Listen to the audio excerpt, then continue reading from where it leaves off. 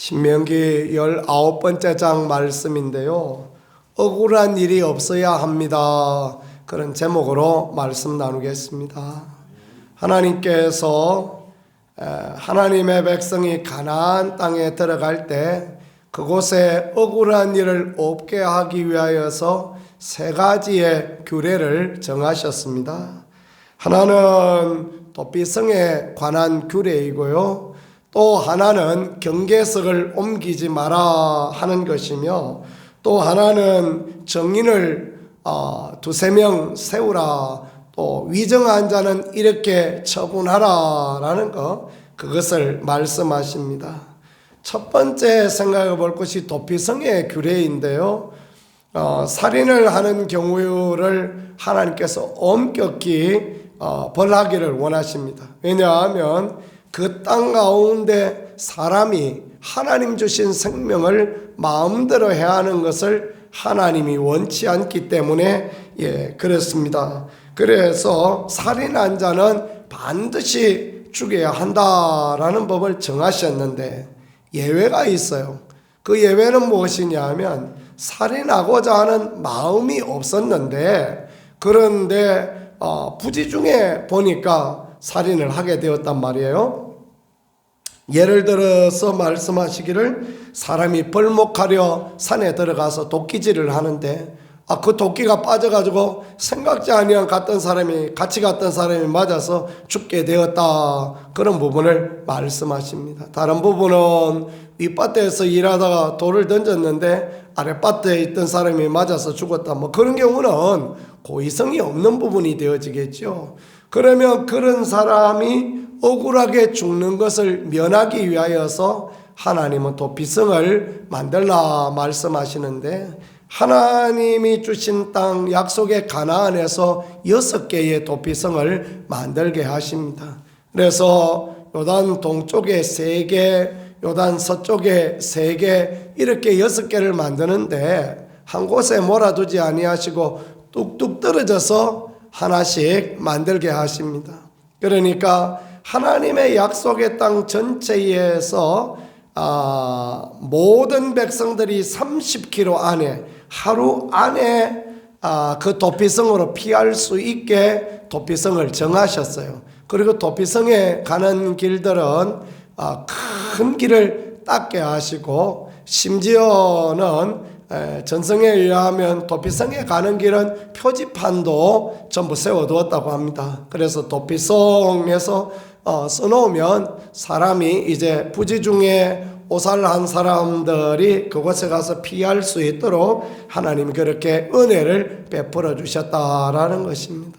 사람이 사람을 죽인다라는 것, 그만큼 큰 범죄가 있겠습니까? 그래서 하나님은 살인자는 반드시 죽이라 말씀하셨는데, 그래도 이렇게 도피성에 여지를 더하여 두셔서 부지 중에 죽인 자를 이제 살아갈 수 있는 길을 여셨다라는 것, 이거는 얼마나 감사하고 귀한지 모르겠습니다. 구약의 예를 넘어서는 귀한 은혜가 있는데, 신약의 예는 우리 주 예수 그리스도의 예입니다.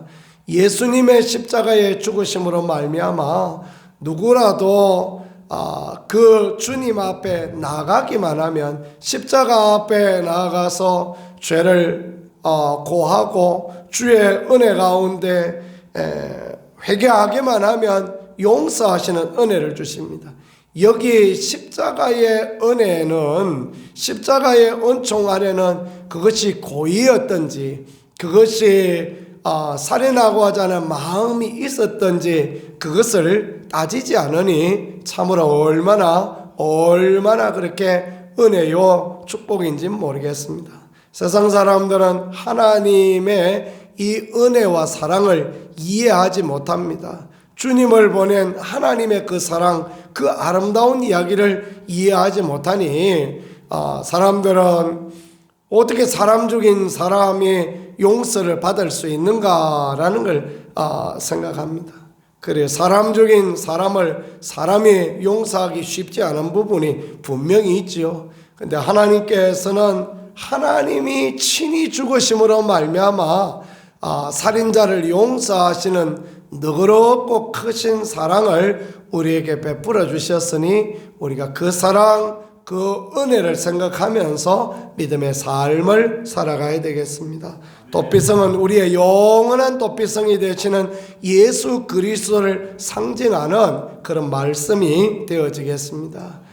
그러나 이 도피성을 넘어서 또 더 큰 계명을 하나님께서 우리에게 예수님을 통하여 주셨는데, 옛 계명에는 말하기를 살인하자 말라 했지만 나는 너에게 명하노니 사람이 미워하는 것, 그게 살인하는 거다. 미워하는 것도 살인하는 것이다 말씀하시므로, 마음으로 생각하고 있는 생각조차도 우리가 하나님 앞에 잘 해야 되고, 하나님 앞에 그 마음으로 생기는 생각조차도 잘 조정해야 될 부분을 말씀합니다. 왜냐하면 생각이 말이 돼요.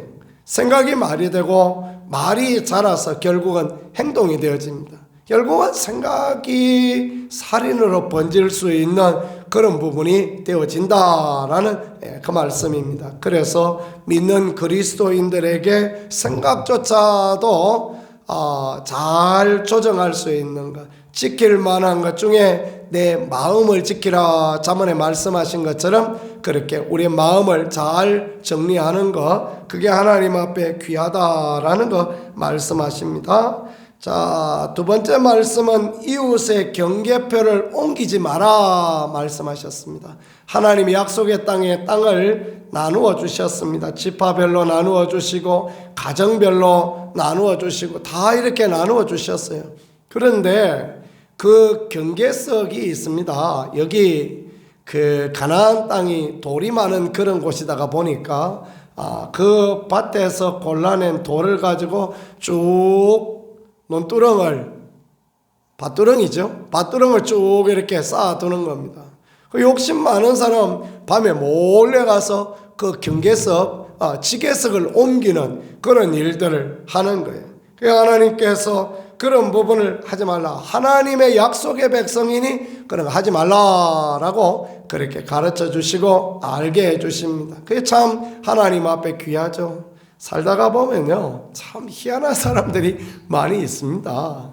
제가 그 대전서 목회할 때는 보면 우리 그 교회가 이제 시에서 임대한 밭이 그 마을 중앙에 한 150평 정도 있었어요. 제가 거기서 이제 즐겁게 농사도 짓고 그렇게 지냈는데요. 밭이라는 게 항상 보면 이 딱 깎은 듯이 이렇게 축대가 있는 게 아니고 밭이라는 게 이렇게 비스듬하게 이렇게 밭이 있습니다. 밭의 경계는 어딜까요? 밭의 경계는 이 밭두렁일까요? 아닙니다. 대부분은 보면 밭의 경계는 이 아래쪽에, 그러니까 맨 아래쪽에 그 아랫밭하고 경계가 그게 밭의 경계입니다. 왜 그러냐 하면 쌓아 놓았는데 그 밭 아래에가 경계가 되어지는 게 그거 여기서 계속 파내면 그 경계가 무너질 수밖에 없는 거 아닙니까? 그죠? 그래서 옛 어른들은 은연중에 그런 경계를 정하셨어요. 그래서 이렇게 비탈진 언덕 위에 있는 밭, 비탈지면 비탈 아래가 경계가 되게도 그렇게 하셨어요. 그러면 이제 윗밭의 주인이 아랫밭의 경계까지 있는 거죠. 뭐 또 밭의 윗경계는 또 똑같이 그렇게 적용이 되어지는 것입니다. 우리 밭 아래에 농사 짓던 어른이 계셨는데 계속 밭둑을 파십니다. 밭둑을 왜 팔까요? 밭둑을 파서 자기 밭을 넓히고자 함이죠. 그러면 거기 돌도 쌓아놓은 것도 아니고 자꾸 밭둑을 파면 결국 어떻게 되겠습니까? 밭둑이 무너지는 거죠. 그죠? 그런데도 계속 그렇게 파십니다. 그래서 뭐 그걸 또 목사가 가서 싸울 수가 있습니까? 그죠? 아이고 하나님 저 밭둑을 자꾸 저래 파면 넘어질 텐데요. 그랬는데 뭐 결국은 넘어지지 않고 그분이 돌아가셨습니다. 나중에 보니까 알코올 중독이셨는데 그렇게 돌아가셨는데 참 마음이 그렇게 딱하고 그렇더라고요. 어느 날은 갔더니만 오가피 나무를 어디서 구해오셨나 산에서 봐오셨나 그 밭 경계 위에다가 딱 이렇게 심어 놓으셨더라고요. 그래서 허허 웃었습니다. 왜 웃었을까요? 이거 나무 심어 놔서 결국에 밭이 무너지지 않게 하는구나 그 생각하고 웃고 말았습니다. 이 경계라는 게 그렇습니다. 경계가 분명한 게 중요하지 않습니까? 그렇죠? 우리 신앙의 삶도 마찬가지입니다. 이 분명한 경계를 넘어가지 말아야 됩니다. 우리가 할 수 있는 부분과 하지 못할 부분, 율법은 그걸 말씀하는 거죠.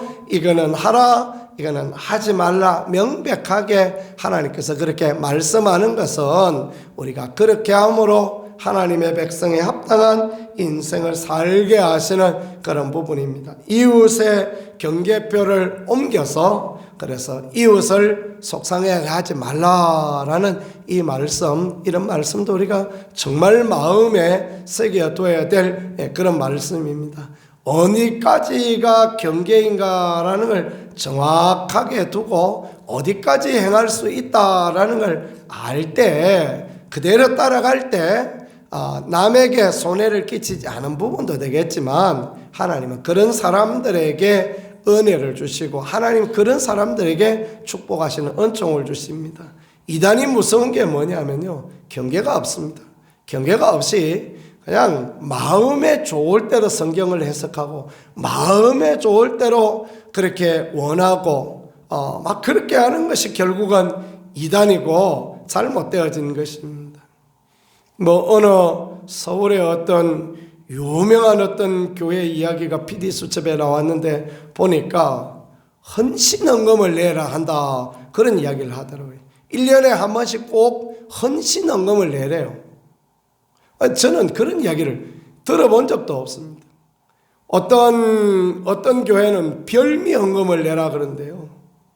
별미헌금은 뭐냐 하니까 송구영신 예배 때는 그 헌금을 내어서 기도 제목을 가져와서 목사가 그것을 받고 마음껏 축복한다. 아니 어디에 그런 이야기가 있습니까? 그죠? 그런 이야기를 들어본 적도 없는데 그렇게 행합니다. 송구영신 예배에 성도를 위하여 축복하는 것은 목사의 일 중에 하나지 그게 헌금 받고 그게 기도해 줄 그런 문제입니까? 그 무슨 말도 아닌 이야기를 그렇게 지어내어서 그렇게 하는데 그 교회는 그게 당연하다. 하나님 앞에 우리가 믿음의 삶을 살아가는데 11조하고 감사하고 선교하고 우리가 열심을 힘을 다하여 헌금하고 그러는데 헌신헌금은 또 뭡니까? 자기 형편에 맞게 한 해 한 번씩 그냥 적게는 수백만 원에서 수천만 원 헌신하라 그런 이야기를 한다는데 꼭 그래야 될까라고 그렇게 생각합니다. 교회 재정이라는 게 교회 사이즈가 클수록 남습니다. 그죠? 교회 재정이 왜 모자랍니까? 교회 재정이 모자라지 않습니다. 적어도 교인 20-30명만 되면 교회 재정에 부족함이 없는데 왜 그 헌신헌금을 하게 하는지 참 이해가 안 되어집니다. 그래서 목사는 좋은 집에 살고 좋은 차 타고 그래서 뭐 하려고 그렇게 가르치는 것입니까? 그죠? 경계를 넘어가지 말아야 됩니다. 이 경계를 정하고 경계에 합당한 인생을 살아가는 게 참으로 하나님 앞에 귀한 그런 부분이 되어지는 것입니다. 그 다음에 보니까 두세 정인의 입으로 정인을 채택하라라는 거 말씀하십니다. 예를 들어 어떤 사람이 악한 일을 하고 잘못되어진 일을 했다라고 그런 고소와 고발이 들어오면 어떻게 하느냐, 두 정인 또는 세 정인의 입으로 그 사건을 확정할 것이며 그렇게 말씀했습니다. 15절에 그렇게 말씀하는 것은 왜 그렇게 했습니까? 그렇게 하여서 억울한 일 당하지 말라. 나봇의 포도원 사건과 같이 이세벨 악한 여인이 두세 정인을 세워가지고 나봇이 왕을 저주하고 하나님을 저주했다. 그래서 죽였던 그런 사건이 있었죠. 그런 일들이 얼마든지 있을 수 있다는 거예요. 그래서 하나님께서는 한 정인으로 하지 말고 두세 정인으로 하라라는 이런 말씀으로 억울한 일이 없도록 하라라는 거 그렇게 가르쳐 주시고 알게 해 주십니다. 그리고 19절에 거짓 정의란 이야기에 대해서 말씀하시는데 그가 그의 형제에게 행하려고 꾀한 그대로 그에게 행하여 너희 중에서 악을 제하라 말씀하십니다.